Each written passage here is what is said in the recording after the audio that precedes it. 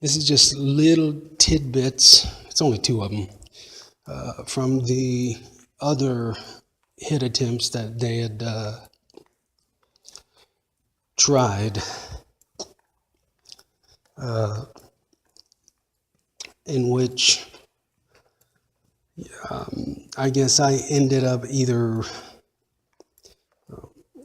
almost getting injured or falling or did get injured, or just ended up, having to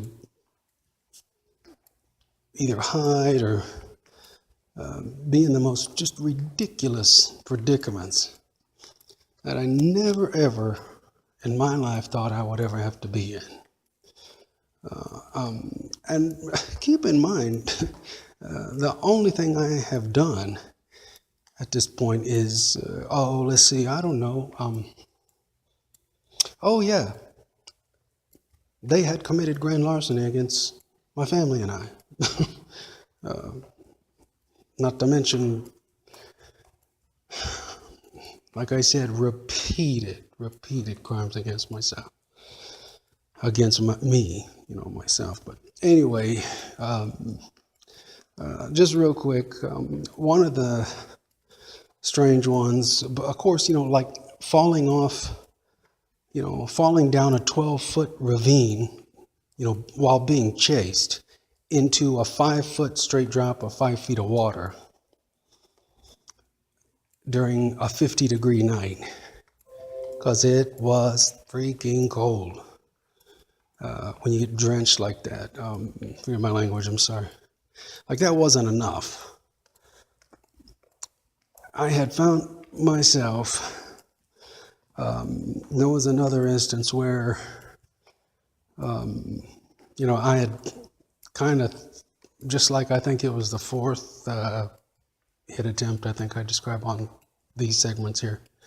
But this was another place. I honestly thought that was going to be it. And I seriously had to start considering, from where I was, I seriously had to start considering, let's just say, ways out of the structure in which there were no doorways. Anyhow, during that process, I ended up taking, I think probably it was either a 10 or 12, probably anywhere from 10 to 15 foot free fall to the floor. I had banged my side against something. That one really hurt. And again, this is for beats me. I mean, like I said, I was still trying to figure this out. I mean, I knew what they were trying to do. That's why I knew I had to try to find a way out. But eventually I did. And that's all I can say about that one. The other strange one was another time. This was another particular hit attempt where they were trying to set it up in the. I think they were trying to set. While I was actually, in this particular hotel or motel room, and just by chance, let's just say I had caught them. Well, I caught them many times, but I'd caught them while they were, sadly, I have to say again, negotiating with the a police officer that they had either called there or that was around there, whatever.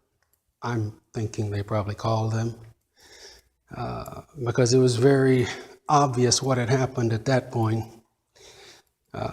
Negotiations had happened already. There was obviously an offer made. I think we know what that involved. And question was, of course, it has to be handsome enough or attractive enough to the point where, they'll accept it, of course. But I just happened to catch it at the point where the police officer was like, all right, let me see what I can do. And he started kind of like walk, run, trotting. I don't know how do you say that? Like tippy-toeing or something back to his car.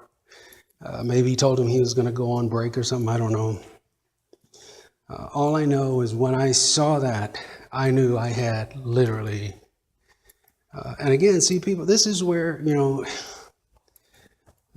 I'm not implying anything here, but this is where you either have to have really good common sense or good counterintelligence skills or something to try to save your butt.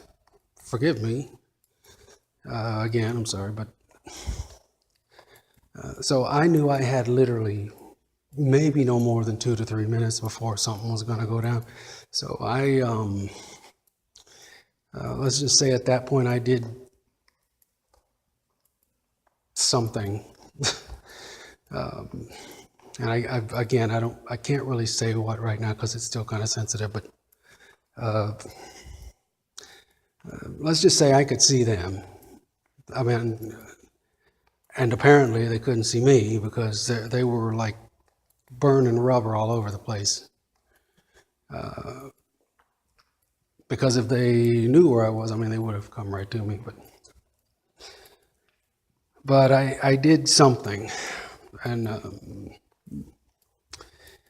it was just ridiculous, I mean, watching this police officer work with all these black Dodge Chargers, it was just ridiculous.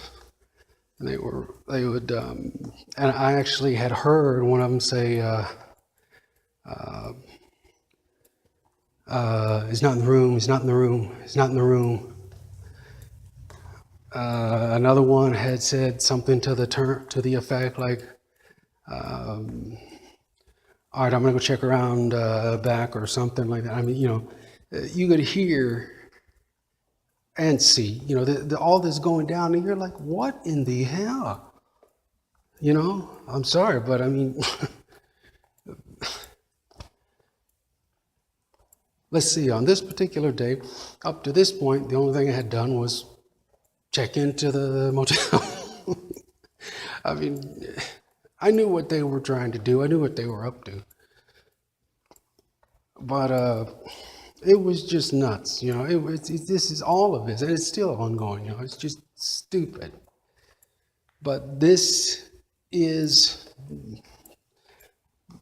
and it's sad to say,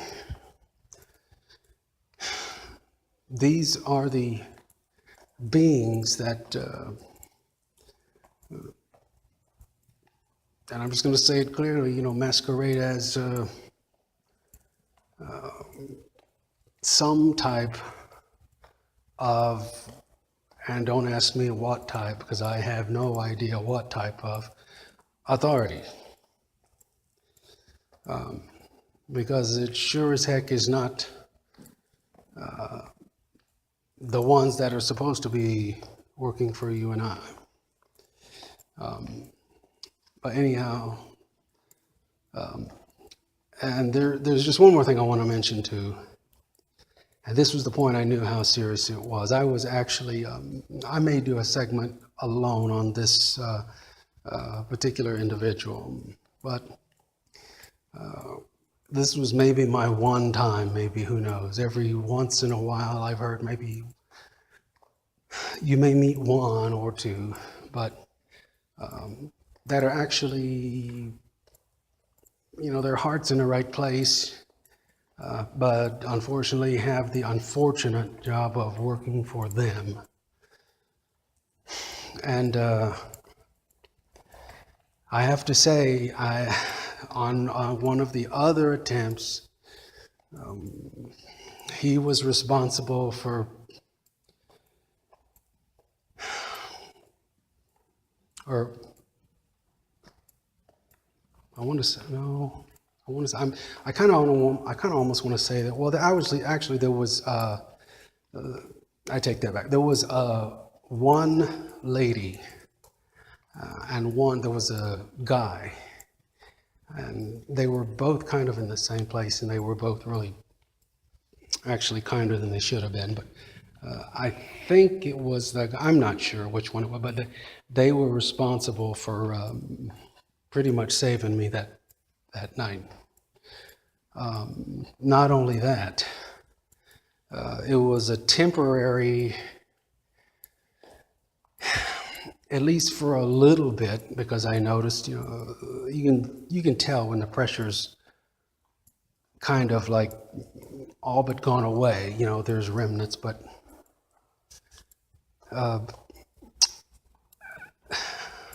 they had told me, don't worry, because I was pleading at this point. I'm like, look, I don't know what the hell's going on. What the hell do these idiots want? They've already taken and stolen everything that I worked so hard for me and my family, and that we own. I mean, what threat do they think I am? And they had just simply told me it's okay now. Just and apparently they, without saying as much, apparently they had made I always say, a call. They say, you know what? Let me make a call, and I'll get back with you, or call me back. But let me make a quick call here, and they always do. They always have to make a call, a quick call. But in this case, it was. I think that was the only time that was in my favor, and I'll never forget these words. And this was, I knew how serious things were, but this is when I actually had confirmation of exactly who I was dealing with, because this is what that individual told me. Don't worry. It's okay now. Just go ahead and do what you need to. Because every time I took one step forward, sirens would go off.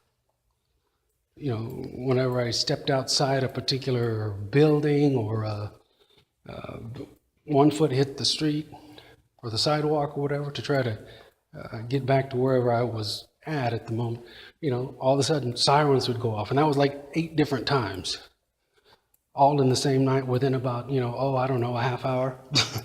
That's when, you're not imagining things, you know what I mean? But this is the words that individual told me. They said, it's okay now. I made, without telling me they actually made it, but that indicated so. But I'll just say it so it's easy for you to understand. I've already made the call, so everything should be fine now. You can go ahead and, going back to where you're at for now. And as of right now, and this is what confirmed everything. And as of right now, it's a stand down.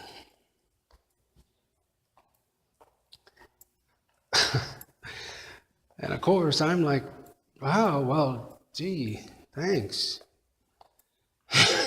I never knew it was a stand up.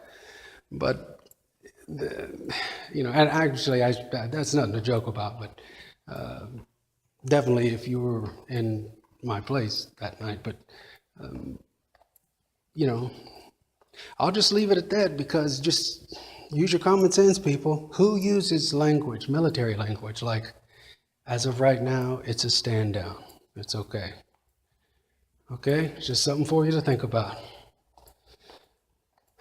And that was a few of them. All right, so take care, stay safe, and talk to you soon.